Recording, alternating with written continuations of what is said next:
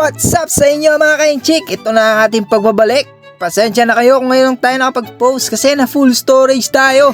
So naghahanap ba kayo ng malawak at malinis na palaruan? Dito lang yan sa Kinder City ng Vista Mall. Syempre huwag niyong kalimutan magdala ng medyas at lalong lalo na yung pambayad. At hindi na kayo mag-aalala sa magbabantay kasi pati kayo pwede na pumasok. At syempre, hindi lang sa mga baby dinesign to. Syempre, pati na rin sa adult. At higit sa lahat, hindi mo na kailangan pang mag-alala sa inyong baby sa kanyang makukuhang bakterya. Dahil every 3 hours ay nagsasanitize sila rito. Kaya yan, kahit hawakan pa niya ang bola, don't worry. Be happy kasi nandito tayo sa Kinder City. Kaya hindi magsisisi. At syempre, nandito na rin si Teacher Bear. Eto, nandito na pala kami sa mga staff toy. Napakalambot pala yan. At meron pa sila ritong free slide. At eto, pupunta na tayo sa may mini house. Kita nyo naman, meron pa sila ritong mini highway. Kitang-kita nyo naman ang lawak kahit magtatakbo-takbo dyan ang baby nyo. Sigurado, pagod kayo kakahabol. So ayan, meron pala tayong kiddie lab dyan.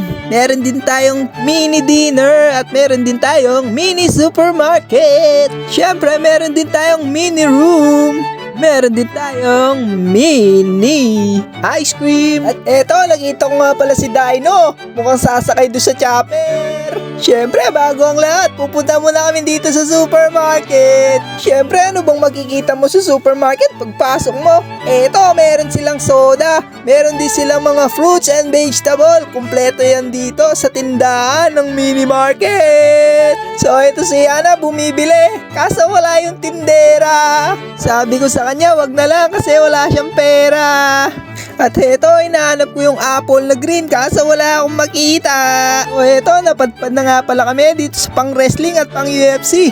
Dito ko mamaya i-wrestlingin si Ana. Ito, napakalaki pala ng chopper na yan. Iniisip ko nga kung paano lang napasok. Meron pang mini tangke rito. Ito, meron pa palang rhinoceros dito. At eto na, jojombagin ko na si Ana rito. Talon-talon. Akala ko nga ay bibigyan na to sa sobrang bigat ko. Mas lalong mabigat naman si Pipay. Kaya ayan, kalahati lang yung talon niya. Pero nag-enjoy siya. Anong malaman niya na kaya pala ng katawan niya. Syempre, tumayo na rin dito si Pipay. So ayan, nagtatalon-talon na siya. At si Ana, tignan mo, naalog-alog na. So pagtapos ni Pipay, syempre ako naman. Dito ko nare-wrestlingin si Ana. Fight!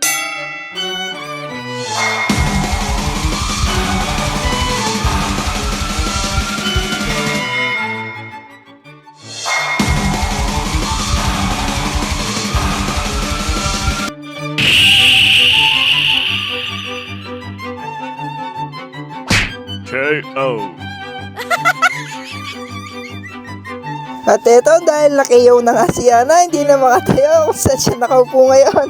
Siyempre, pagkatapos niya, pupunta na tayo sa slides.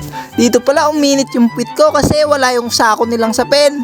Kinuha nung isang bata, inuwi niya sa kanila. Ginawa niyang bag. So eto, pakinggan niyo yung tunog ng puwit ko.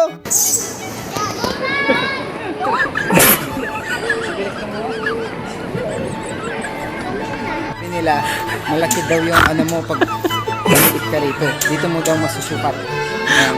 Yan, kita nyo yan. Yan yung bumabakat. Ito, tingnan mo. Yan lang.